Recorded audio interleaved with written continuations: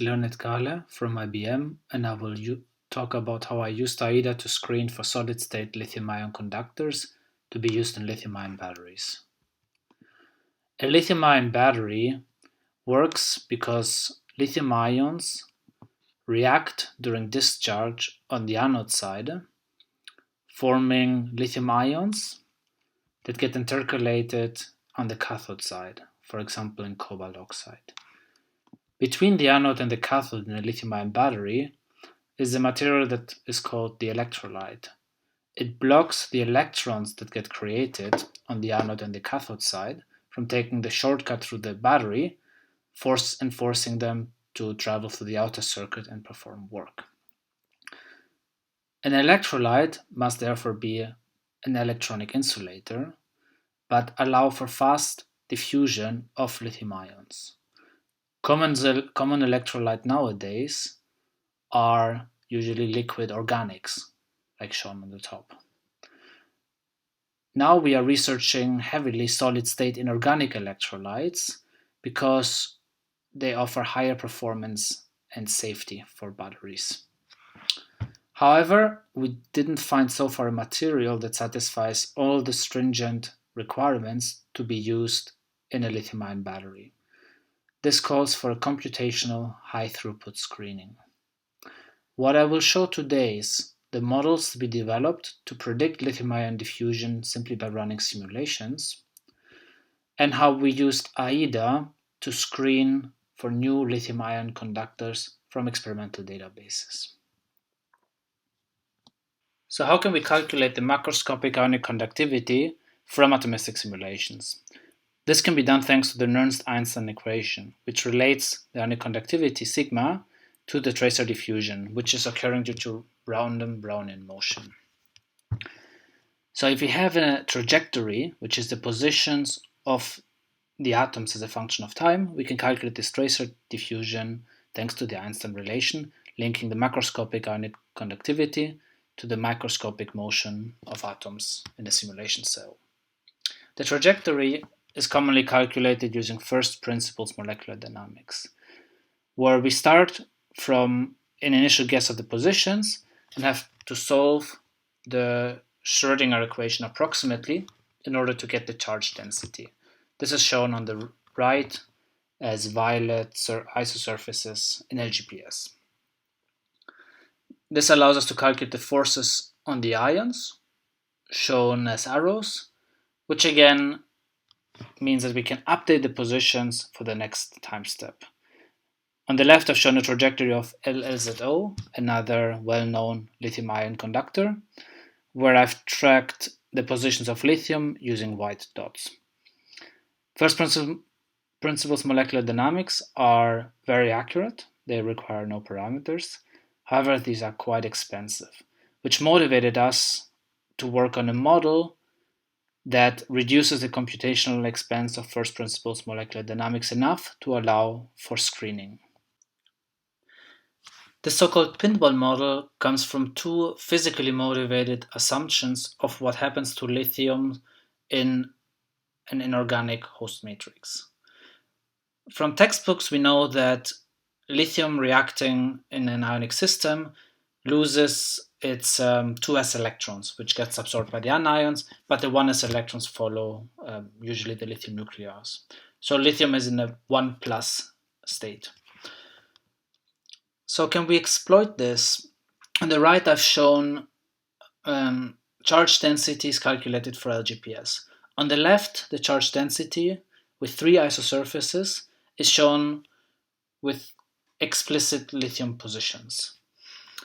In the middle, however, I've shown the charge density that is calculated from a system where the lithium is taken out of the system, but the electrons of the lithium are kept inside the system. As you can see on the right, the differences between these two are quite minor, which basically means that the valence electronic charge density doesn't really get affected by the instantaneous positions of lithium ions. So as a strategy for the pinball model, we can say that the 1s electrons will be tied to the nucleus and follow it around, but that the 2s electrons, the valence electrons of lithium, can be seen as being independent of the instantaneous positions of the lithium ions. A second assumption of the pinball model comes from the observation that in many of these lithium-ion conductors, the host lattice atoms vibrate around an equilibrium position. On the right, I show a trajectory of LLZO, where oxygen is in red and lithium in white.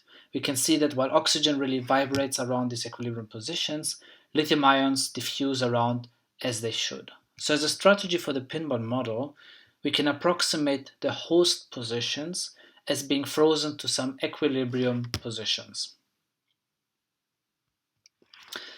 The pinball model then is derived by splitting a system, for example LLZO, into electropositive cations, so for example the lithium ions, and the host matrix, which is everything that is not lithium, plus the valence electrons of the lithium.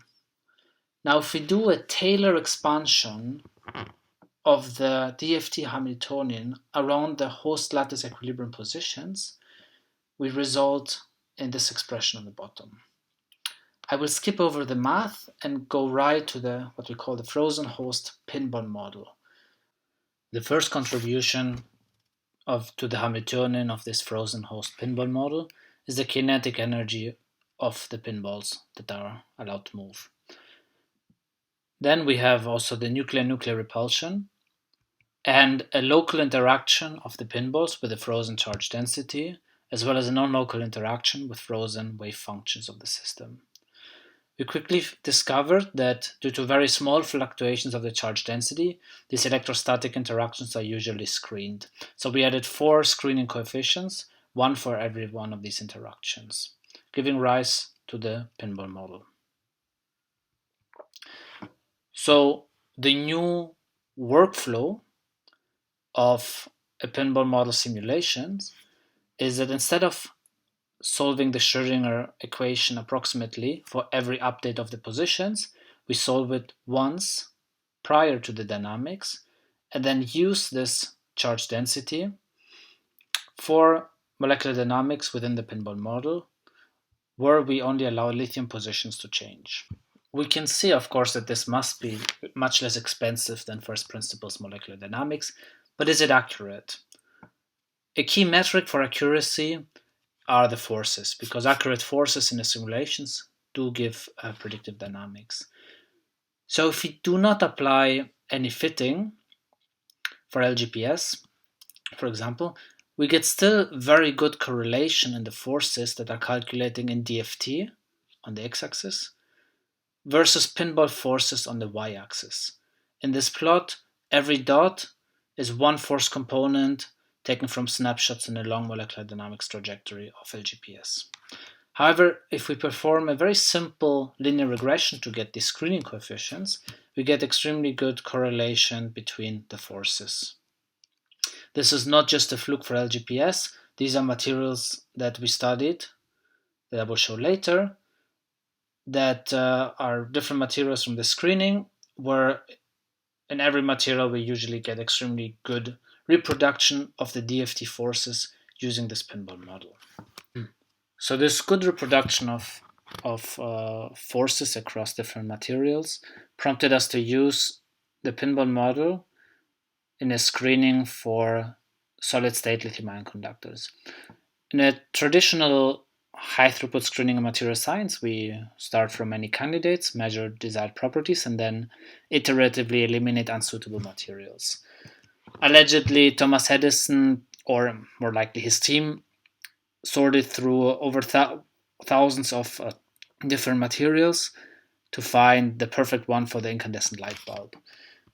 However, it is much more efficient to do computational high throughput screenings where we download many candidate materials from public databases, calculate instead of measure the desired properties, and eliminate unsuitable materials based on simulations, leaving us with a small basket of materials that are more likely to succeed in experiments on these candidates.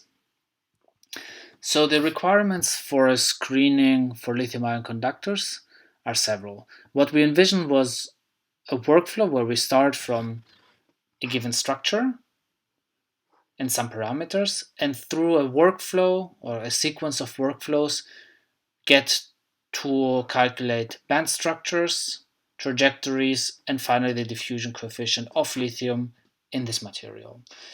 We need a high throughput of simulations, of calculations per day. These are quite complex workflows with over hundreds of calculations per candidate. We need a storage of intermediate results, and this totally, because of the use of molecular dynamics, results in a large amount of data, so over 1 terabyte.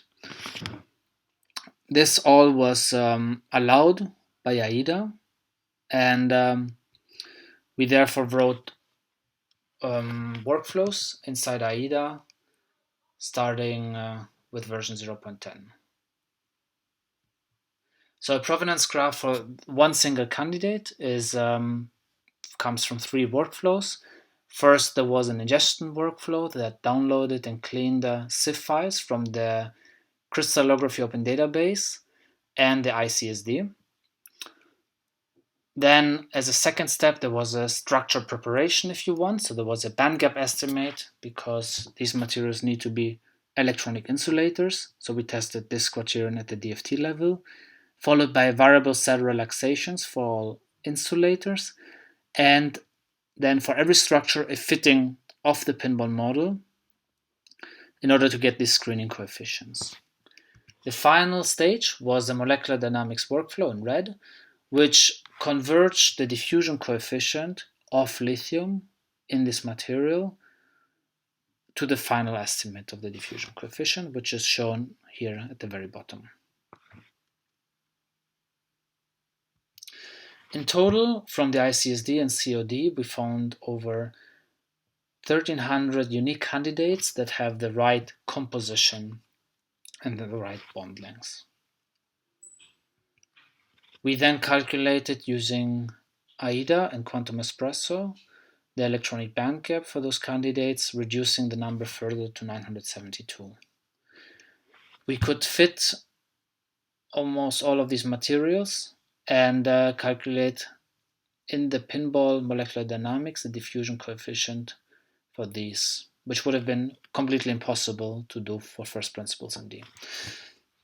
We selected 200 candidates, and then for 130 of these, we calculated then the lithium-ion diffusion coefficient using first principles. And this was published in Energy Environmental Science.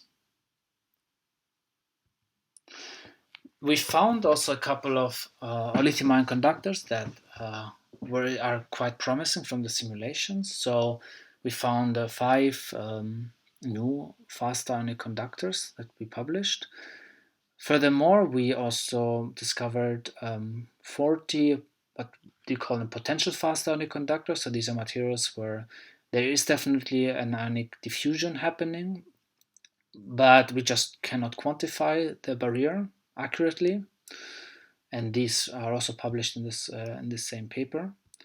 And then, of course, we also find materials that are not diffusing. So one of these materials was studied further by our experimental partners at the Paul Scherrer Institute and also by us using further simulations. This is lithium tantalum oxide. We find also an experiment that there is a diffusion happening. However, this is highly dependent on the experimental conditions. So far, the high diffusion of lithium tantalum oxide in different simulation techniques cannot be yet reproduced in experiment, and this requires further work. However, also different properties are quite promising in this material. So there's a high electrochemical stability and also high mechanical stability, which means that hopefully this material can be studied further. In summary, I showed you the pinball model, which was derived to study diffusion of lithium ions in inorganic systems, which can significantly reduce the computational cost with respect to first principles molecular dynamics, and that there's generally very good agreement between these simulations and first principles. I've shown you how this pinball model was incorporated into a screening that was powered by AiiDA for new lithium-ion conductors from experimental databases. We discovered a few materials that are now being tested further in experiment. Regarding AiiDA, I hope to convince you that AiiDA has shown to be quite capable of high throughput calculations and also of storing the provenance for results, also for projects that are in the regime of several terabytes of data being generated. With this, I want to thank also my collaborators, mostly Iris Marco Longo and Nicola Marzari, and also the AiiDA team for their support, and my collaborators at the Paul Scherrer Institute. Many thanks for your attention, and I'm looking forward to your questions in the Q&A.